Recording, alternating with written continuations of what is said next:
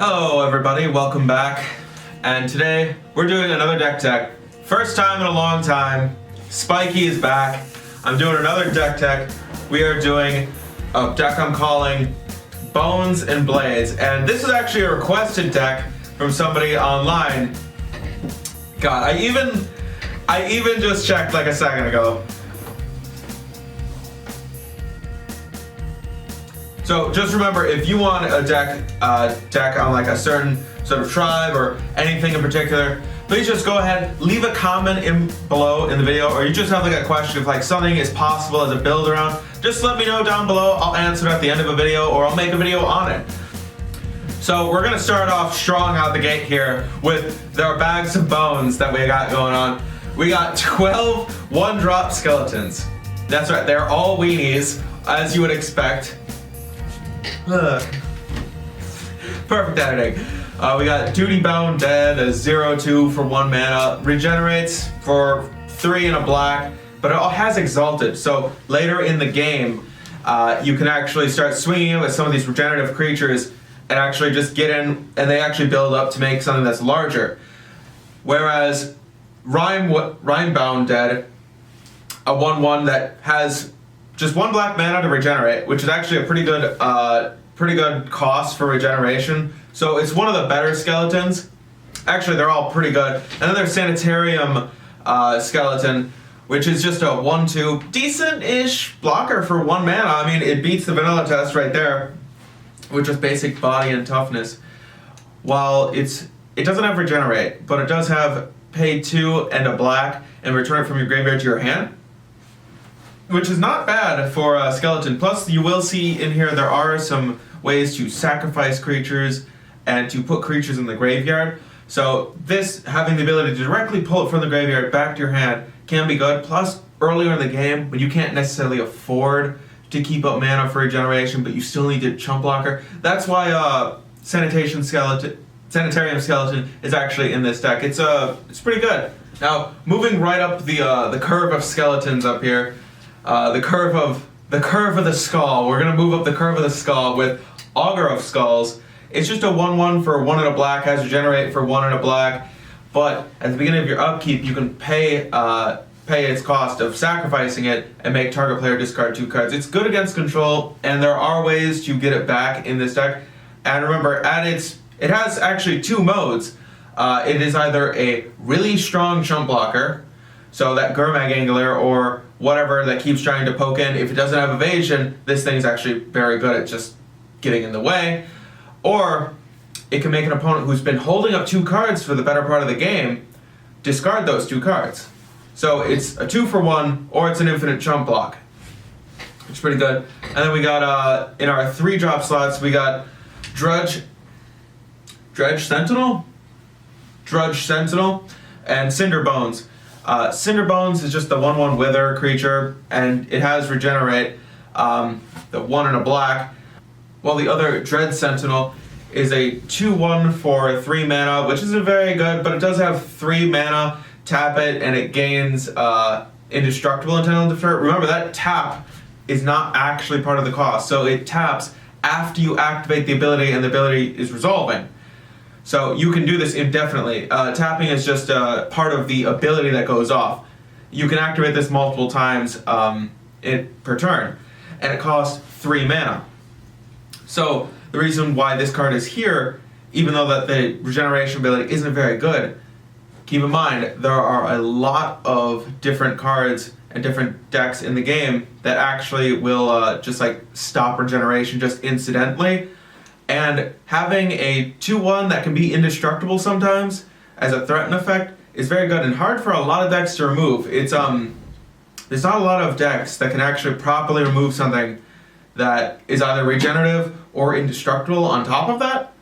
So having this in here as an alternative to regeneration is pretty good.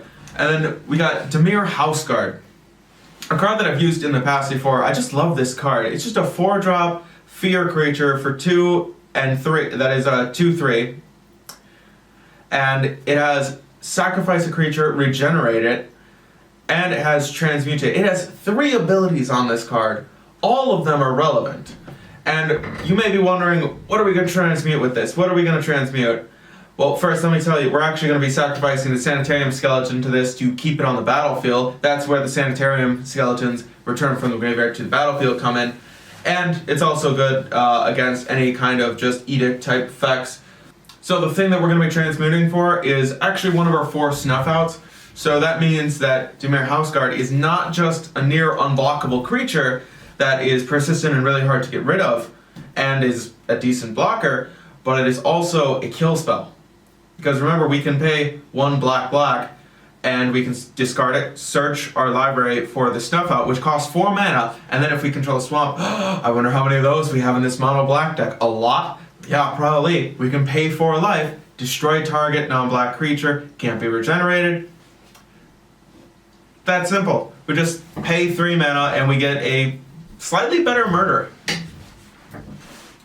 And moving along with the whole removal thing, we got 1 Doomblade, and we do have 1 Chainer's Edict to go in the deck. These cards are just some good removal. I thought they would work well in the deck. Plus, we do have a pretty good run of like holding up high life totals. Then we got a bunch of utility artifacts and equipment. So for these equipments, what we have are, we got 1 Bladed Pinion. First Strike and Flying are given to the equipped creature, and the reason why this is actually very, very good, and maybe a lot more than it seems, is because having a chump blocker that is able to also fly to block things like Delver of Secrets, and giving it First Strike with any power at all, can nearly kill a Delver of Secrets that's been flipped. It can kill any of the fairies. It can kill just about anything that is evasive and flying. And it Cadaltha Bros right now is the top #1 deck in the format currently. So having the ability main deck to block flyers is very relevant, and giving it First Strike can actually overpower some of their creatures, some of their times. And Sylvok Lifestaff, for a little bit of life gain, a little power bump, and it actually gives us the ability to not just threaten regeneration effect, negating an attack, but they can't just necessarily attack in for free anymore, because a lot of our creatures will now have an additional power boost that might be just enough damage to kill one of their creatures that they're going to try to swing in with. And if our creature dies, well, that's fine. We gain the 3 life. If it's Sanitarium Skeleton, even better. That means we had a 2/2 that blocked, died, maybe killed something, and we gained the 3 life. And to finish off our equipment packets, we have 2 Bone Splitters. I chose to go with the Bone Splitters over the Darksteel Axes because the Bone Splitters were a little bit cheaper, and I feel like the artifact removal that a lot of people would be bringing in currently in the meta wouldn't be necessarily brought in against equipment, and they'd be typically more skewed to dealing with Mirror Enforcers, more skewed to dealing with like artifact lands and things of the like. So the removal wouldn't be relevant enough to justify putting in the Darksteel Axe for more mana. And we are a mana hungry deck.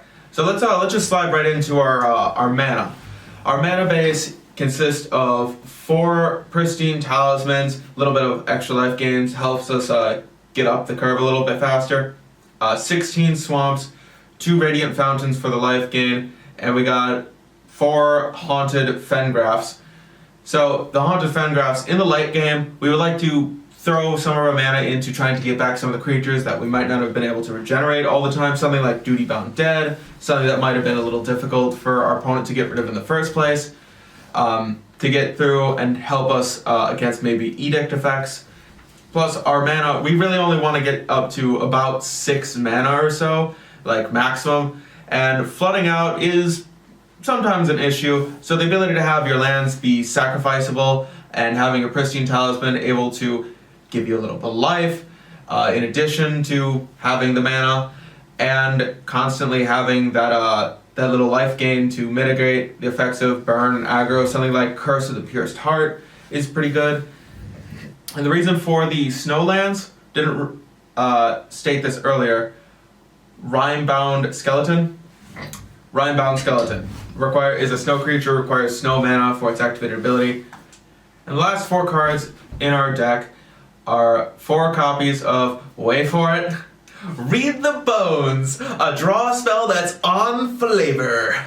Oh gosh, it's so perfect. I love this card. I liked it when it was in Standard. I like it in Commander. It's a good card.